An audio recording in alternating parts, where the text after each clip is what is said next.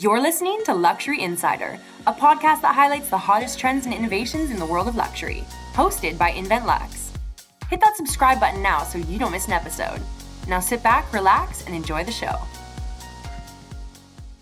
Hi everyone, thanks for tuning in. I'm your host Ben Pritchard and welcome to our Luxury Insider podcast. Today we are joined by John Morgan and Dan Innes, and we'll be diving into a really interesting research topic that you guys have been looking into, which is a move from buying clothes to renting clothes. Welcome to the podcast today. It's great to have you. Can you give our listeners a little introduction to yourselves? John, do you want to go? Sure. So I'm John Morgan. I'm one of the directors of Leonard Design Architects.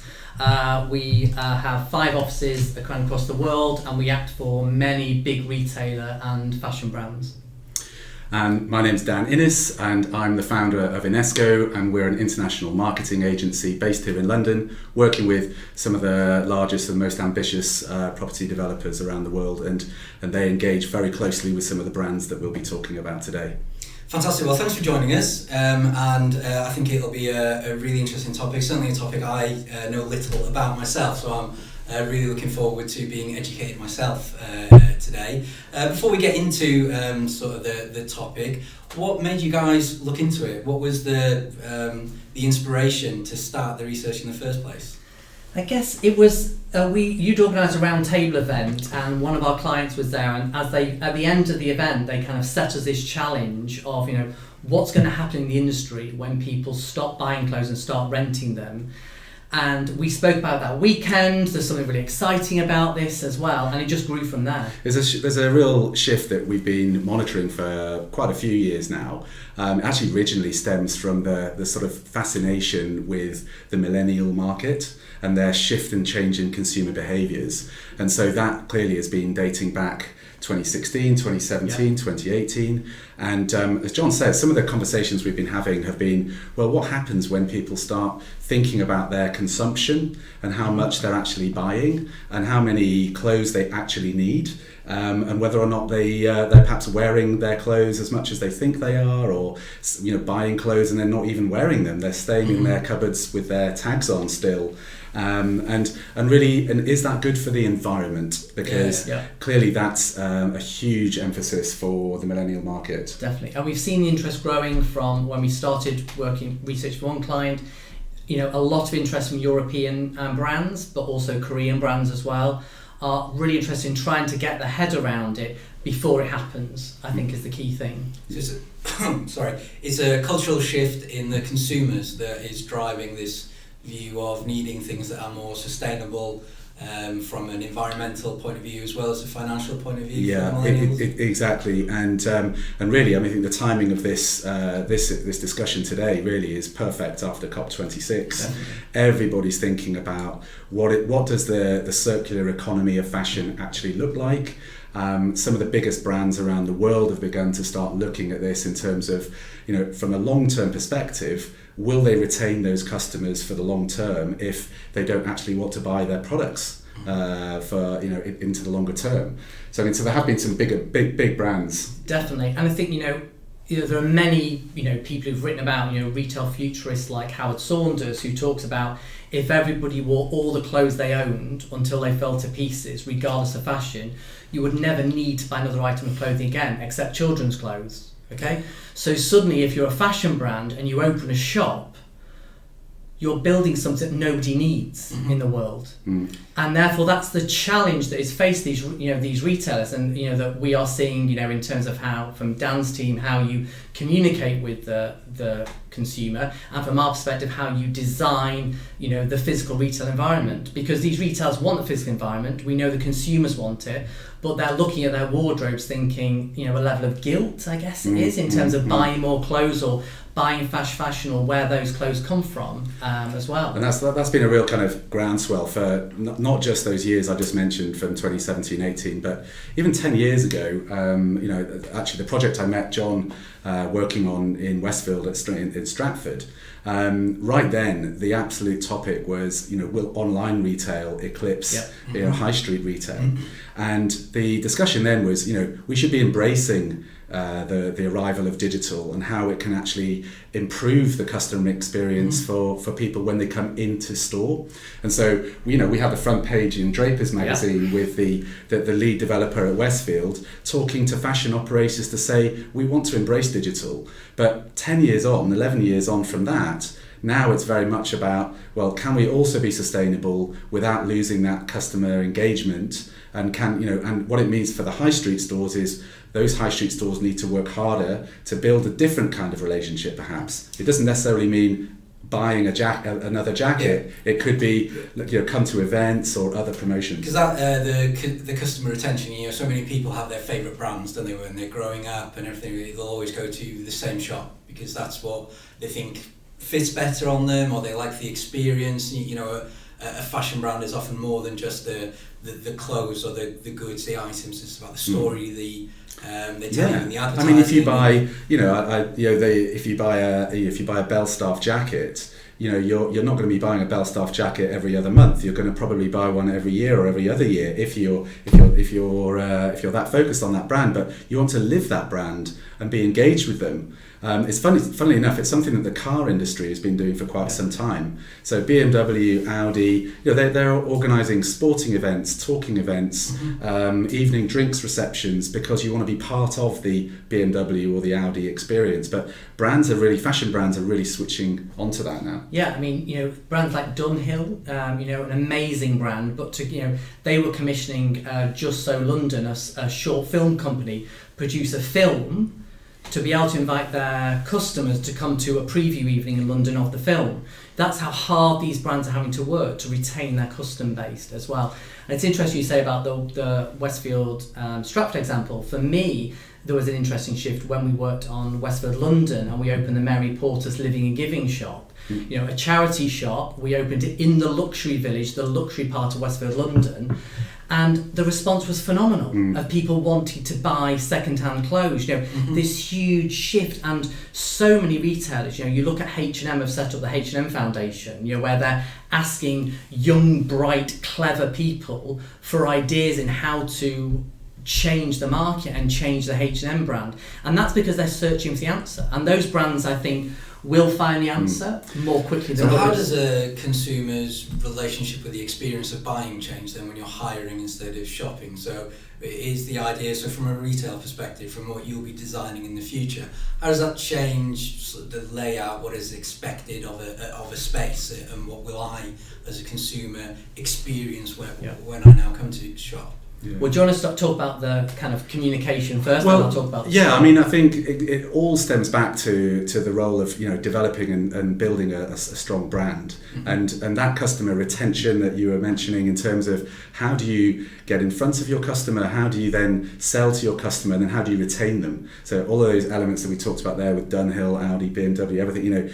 that's how they're retaining customers these days. But as you say, from the question about how's that going to impact the customer journey when people come into a store, we've already seen a trend towards showrooming, where essentially you're working hand in hand with the online offer, but that online offer has to be seamlessly slick and efficient and enjoyable through the whole process. Interestingly, just the kind of segues to the points we were mentioning earlier on is, from the H&M Foundation, but ASOS, as seen on screen, or as ASOS, I always think of them as seen on screen still, but they've literally just introduced a new circular design guidebook this week, which effectively, because they have been criticised quite heavily for their sustainable fashion credentials, and they've looked at 9 circular design strategies, which look at the way of things like, what material, is it innovative, is it modern, is it forward thinking, is it sufficiently recycled in its nature. Everybody's looking at minimising waste. We'll come back to an interesting story about landfill and things in terms of the number of clothes going to landfill, and looking to achieve sort of zero waste. But durability, versatility, those kind of elements in terms of the fabrics that are being used, and that brands are investing time and energy into how that's going to impress their clients to improve retention. And one of the best and strongest ways of doing that is to immerse them in that brand experience. And sometimes that doesn't mean it's online. It has to be physically in the stores, and that's where the shop build, the destination, the high street store, the shopping places element and placemaking elements come into play. Definitely, and the showroom piece is really important because it means there's far less density of stock in the store in there. So if you are renting a £350 dress and you're going to rent it for £35 for the weekend, and you're going to rent that to 10 people to get to your £350 sales pitch, you only need one dress for 10 customers, not 10 dresses in there. So it's totally changing the logistics of retail. And you talk about people being loyal to brands. I mean, we are seeing loyalty falling off a cliff, because people are going onto Instagram, they're seeing something they like, and they're clicking on it, not because it's a Dunhill brand, or it's a John Lewis brand, or it's H&M. It's because they like the look of it, okay? It's because they're at the front, or the person wearing it. And therefore, suddenly people are buying from everywhere and anywhere as opposed to being loyal to their brand. And if you are a retailer who is dealing with, increasing costs, staff shortages, logistics problems, Brexit supply chain issues, every season, it's very difficult to have headspace to be able to think in the way Dan's team do in terms of the customer, this change is coming, the rental piece as well. And that's why I think it's become so important to many of our clients as a topic. So do you think it will help the high street then? Because, one of the things about going out of town is bigger floor space, so you can have more stuff on show for people to look at, to try. When it's more of an experience and you're probably popping in and out of more stores, more encouraging yourself to make it more of a special day out, a bit of lunch and go around. So do you think that change might help the high street? Brands want to be where people travel to, and it's easily accessible. So it's not necessarily an in-town, out-of-town debate. I don't believe.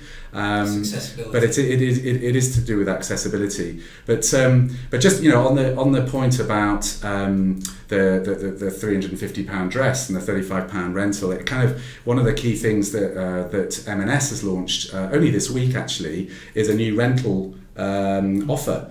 So they're collaborating with Hirestreet to deliver a new platform. But actually, interestingly, Katie Bickerstaff, the Chief Operating Officer at M&S, she's really emphasising the fact that it shows how durable their clothing is, and actually the quality of it. So it's interesting that initially, I think, when there was a groundswell of discussion about this topic, it was about fast fashion being cheap and poor quality. And in fact, it's actually been tipped on its head, and people talking about quality now, and actually quality matters. And so you could be just spending the same amount of money, but just in different ways. Yeah. And so that's a key Will this business model still work for fast fashion then, when there's a greater emphasis on quality and longevity? Does fast fashion still have a place in it? I think it does, but it won't necessarily mean selling more garments. There might just be a smaller number of garments in greater circulation, and so they may still make the same revenues and margins as businesses, and make a success out of this challenge or opportunity, depending on how they see it. But we see it very much as an opportunity for those brands to change their operating model, to actually provide good quality clothing, potentially rented, but also sold potentially in store, online. But they could be in circulation several times before they are thrown away. And I think also it's not necessarily about scale. We're not just seeing the fashion market; we're seeing the furniture market as well. So John Lewis now have a rental platform, which they do with Fatlina, I think it is, who kind of run it for them as a platform. Going live, 48 hours after going live, everything was taken. And therefore, if Dan wants a new dining table, rather than going and spending thousands of pounds on it, you rent it. When the look you've got you want to change, you send it back and someone else rents who doesn't mind it's been used once before, and actually you don't feel guilty about then getting rid of it because it's going back into use with someone else, and you get something new. So our view is it's not going to stop at fashion, it's going to grow and grow. And in the same way as we saw in the property market, with more and more people now renting through build to rent rather than having mortgages and owning, why will that not transfer over into this market as well? So I think it's an incredibly exciting time, I think, in terms of the market. I mean, the mortgages sort of analogy used there, I mean, some of the reason why, especially here in London, people are doing that is because they can't afford that. I mean, there is I think as a generational thing, people are more willing to move around. We're happier to be transient in our lives. We don't see the houses, I'm going to stay here and I'm going to live here, a bit like my wardrobe full of jackets that I've not worn for a while. COVID We're not shaming anybody here. No, what is it? I'm supposed to put the hangers in the wrong way around, aren't I? And if it's that 6 months later, I get rid of it. I'll blame COVID. Well, we had just a quick one on that. We had a really funny conversation about imagine if there was some technology in the fabric of your clothes that told you how many times you'd worn that item, or the last time you wore it, or the last time you wore it. Yeah. So then you could look through your wardrobe and see that you've worn that jumper 40-50 times, but that jumper. Never. And how many people have got something in their wardrobe that was, I'll wear that when I've lost that half a stone. You never quite get rid of it. I think you talk about the brands or the type of brands. Yes, we know that Gucci, Ralph Lauren, Levi, they're all looking at these kind of reuse and higher type models in their business. But even Moss Bros have brought out a subscription. So you talk about brand loyalty. So you get people to subscribe, they get sent a box of clothes, you wear those clothes once or 150 times, and when you've had enough of it, you send it back and they clean and they give it to someone else and they send you some new clothes. Now at that point, when it's just arriving, it's a subscription model, actually you can see how that would maintain the brand loyalty with them. But you've got to get someone who's willing to set up a direct debit for £65 a month to kind of get the clothes coming to you. There are lots of examples of really, really good platforms that are being set up. So the Shirt Society was set up, where you kind of got your shirt sent through, and they really struggled. As well. Yeah. Trunk as well. The Shirt Society really struggled. What they're now doing is they're using the technology, the platform that was out there, white labelling it, and now selling that to retail brands because they've learned from the failure. And I think that's the big thing we're seeing is you can't ever imagine you're going to get to the right answer the first time. No. You're going to have to try 10 different things and fail before you find the 11th thing that's going to work. And in some ways, you've got to embrace the failure. A lot of the projects we work on, we say, okay, we don't know the answer, but we're going to go and give this a try. And from that, we're going to learn, and we're going to get it right the next time. And you see the retailers who are in there early, they're not scared of failure, they're investing in it correctly, that are going to get to the right solution most quickly. No, I can certainly see, from a personal perspective, pre-COVID and hopefully in the future, I was traveling to Canada once every sort of 6 weeks and trying to work out what business attire. Then, so if I could just have 3 suits ready for me waiting, if that's appropriate, in Toronto, that'd be great. Highlands a week, leaves in there. Fantastic. There'd be lots of benefits to that, certainly. Least of which I'm having to wash them when I get back. So there is some really interesting. And what's interesting is a lot of the names you mentioned there, M&S there, they're household, well-established, old brands, and historically, these type of brands aren't quick. I mean, M&S took a while to change a lot of what they've done. They make huge strides. But it seems like this isn't new organisations, new fashion brands. It is. No, I think there are some niche players who are coming into the space to help support those traditional retailers. For example, some of the biggest fashion high street names have begun to use data much more readily. Data on data from a customer research basis. So, for example, before you even see clothing in stores, there's been a huge amount of research into what might sell in that next season. So, at this period right now, people are looking at the spring-summer campaigns for next year, and effectively they'll be looking at what jackets to make or not. And so there could be, for example, 3,000 lines that a fashion operator might be thinking about producing, but using data, and particularly one company that springs to mind is Maybe.xyz. They've been using crowdsourcing.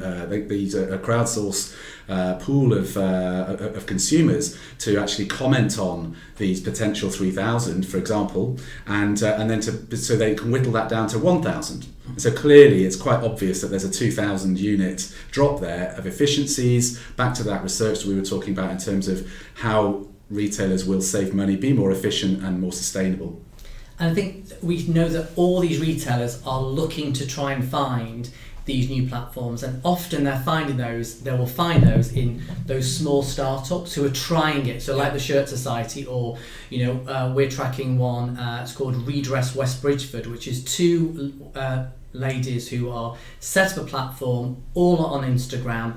They're getting clothes that have not been worn or hardly worn by influencers. They're putting them onto Instagram and selling them within seconds. Okay, they can drop a garment and it sells it, people fighting for it. Now, from that, they're doing that to raise money for charity. It's a charity thing. It's really labour intensive. But the reality is what they've got there is a new format or a new platform. And is it the answer that's going to save the fashion industry? No. But is there something about what they're doing that the big guys want to learn from? Undoubtedly in that. And that's the interest for us, is finding those new brands, those new thinkers. The work we do, say at Nottingham Trent Fashion School, the fashion management course, you've got all these super young, bright students who have got the headspace, the time to do the research, to write the thesis, to design the app.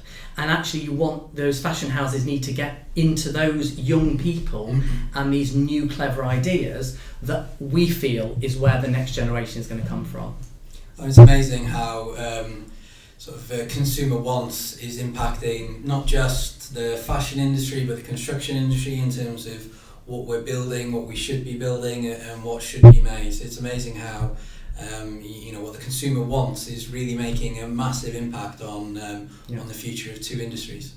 And I think you kind of question: do people want to rent clothes, wear something someone else has worn before? But when the Prime Minister of our company gets married and his wife wears a hired dress, well, you kind of say this is coming, or this, it is socially acceptable now. And they see, and she very publicly said, I hired it, I hired it for not very much money, and then I gave it back afterwards. And, there's something in this that we can see that's coming. And many brands are really struggling to get their head around it. And I think that's where it's great for us to be representing them and looking and finding the solution. I think the circular economy aspect is something which has kind of really crystallised this year. I think it's the culmination of many different trends, not just sustainability, ethical production as well has been a massive thing. Look at the Boohoo inquiries, look at the Topshop Arcadia inquiries, all of those sorts of elements in terms of how and where your garment is being made. All those things have kind of come together really, and they're now impacting upon not just the buying decisions we talked about, but locations, the customer engagement, customer retention, and the way in which you're wearing and buying, and paying for your clothes. So we genuinely think that there is going to be a big impact on shopping places, what kind of stores they have. A lot of the big brands coming from, we talked about the consumer direction, but coming from the brands themselves, they've already started developing a lot of sustainable fashion ranges within their wider ranges. So they will immediately appeal to the more ethically, ethical focused consumer. And we've seen other landlords and operators like Via Outlets, who are more familiar to those of you on the continent, but they are an outlet village operator, designer outlet village, and they've created an initiative called ReLove. And effectively, they've given over large spaces to curate sustainable fashion ranges. So you walk into that store, if you're one of those ethically minded consumers, you'll walk into that store and see, Karl Lagerfeld, you'll see other ranges, Desigual, Hugo Boss, other brands like that, and they're all there together in one place. You can shop mindfully, ethically, sustainably, and we really think there's a bit of a groundswell of opinion on that now. Definitely, and reality is for these retailers, it's a huge amount of time and effort, and it's research into what is coming next. Rather than being focused on the today, you've got to put a big portion of your business into research looking to the future. And obviously, the Invennt team will understand exactly about how important research is in the fashion industry, the tax benefits of that, but actually the benefits to the sustainability of your business. Because if you're not thinking this way, there are other brands who are, and they will steal a march undoubtedly in the industry. Well, on that note, I think that's a fantastic place with a nice little plug to bring the conversation to an end. It's been very insightful for me to hear more about the future and a lot of brands I've never heard of that I will be furiously Googling later to get a better understanding of. If someone's more interested in finding out a little bit more about you guys and the research you've been doing, where's the best place to go? Yeah, from the Innesco perspective, visit our website, innesco.co.uk. Yeah, and for us, it's getting in touch on Leonard.Design or through our social media channels. Just get in touch if there's anything extra that people are kind of looking to find out more about. Cool, we'll make sure that those links and everything are in the bio for the podcast. So I hope everyone has enjoyed today's episode. If you did, please make sure to like, subscribe and share. Turn the notifications on so you don't miss a future episode, and please make sure to give us a 5-star review. So John, Dan, thank you very much, and see you next time. Thank you very much. See you again. Thank you for watching Luxury Insider. If you enjoyed this episode, please subscribe and give us a 5-star review. Like, comment, and share it with someone who'd find value in it too. Head on over to our website at www.inventluxe.com to learn more, and we'll see you on the next episode.